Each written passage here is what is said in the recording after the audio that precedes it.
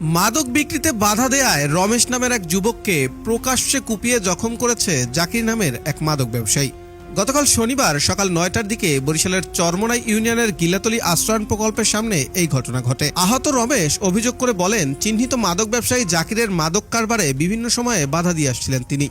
সুবিধা করতে না পেরে ঘটনার আগের দিন রাতে তাকে ম্যানেজ করার চেষ্টা করেছিলেন জাকির।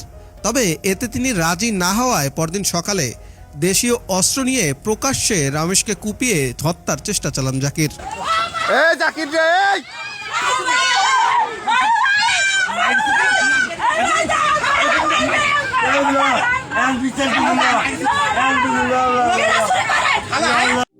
রুকাইয়া আত্মিক জ্ঞান ও ইসলামিক পরামর্শ সব পাবেন এক ঠিকানায়। ভিজিট করুন divinecodex.com।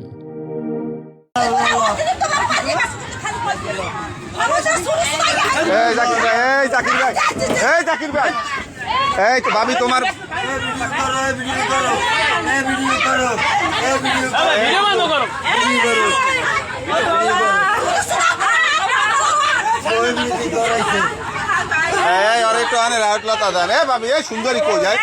এ সময়ে স্থানীয়রা এগিয়ে আসলে রমেশকে কুপিয়ে জখম করে পালিয়ে যান জাকির।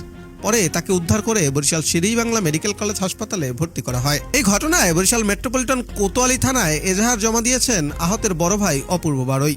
পাশাপাশি দোষীদের গ্রেফতার করে আইনের আওতায় আনার দাবিও জানিয়েছেন তারা। করাইবেন কা পোলাপান ভালো করেন না, ভালো হন এখনো কই ভালো হন, বয়স আছে, ভালোই যান।